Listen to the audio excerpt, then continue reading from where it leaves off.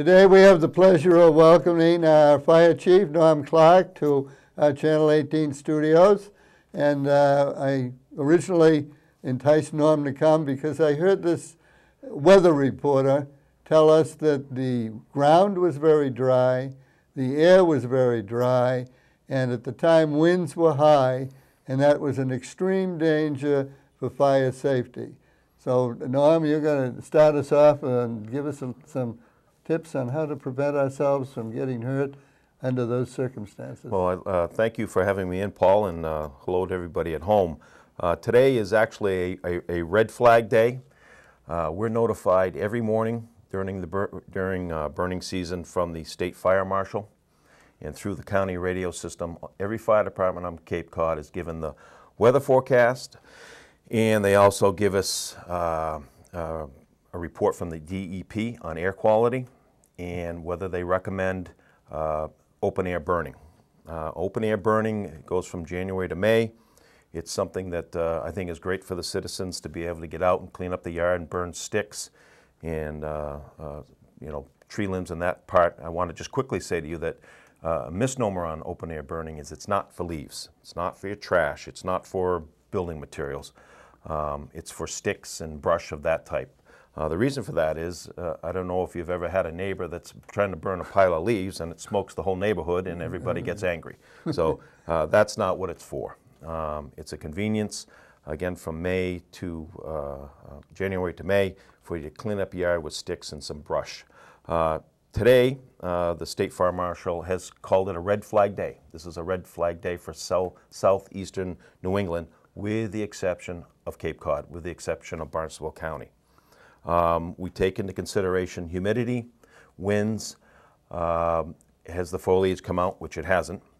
We've had a very dry spring, and we don't have any foliage to help keep the potential for brush fires to spread.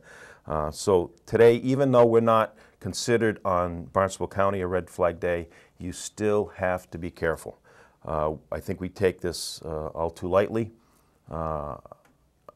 Over the weekend, we had a gentleman trying to get his brush pile going, and he used some gasoline and consequently suffered some very serious burns. You have to be careful. Gasoline is not the way you want to start your brush fires. If you can do it with a little, one of the fireplace logs or, some paper or whatever, you have to be very careful.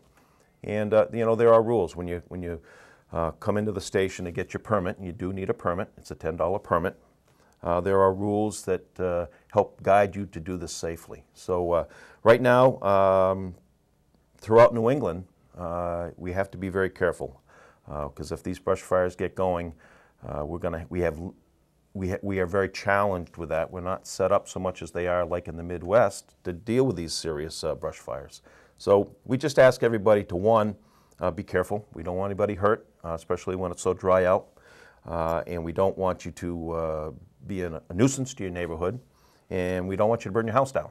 Now, how do people get to know whether it's a red day or not? When you call in, we have a voice message we post every single morning.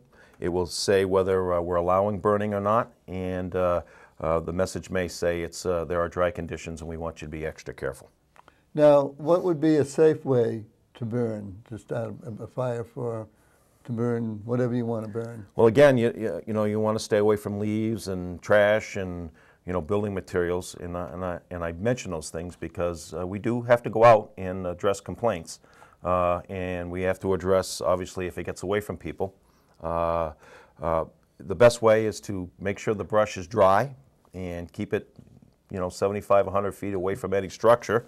Some of this is common sense, and then just use, again, the fireplace log is a good way to get a little pile started, or some newspaper. And, and if it won't burn, do not use accelerants. It's a dangerous practice. I'd rather, and so would Lynn Cooper, would rather see you spend the $5 to take the stuff to the dump. It's a lot safer.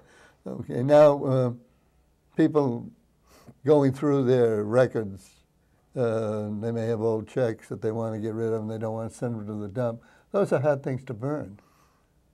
Yeah, they don't fall under the category of what's allowed in open air burning. They don't. They They're do not allowed. They do not. No, Okay. sticks and brush. Just sticks and brush. Yes. And I will tell you that there's a move afoot from the DEP to not allow open air burning. The environmental folks consider this a environmental problem.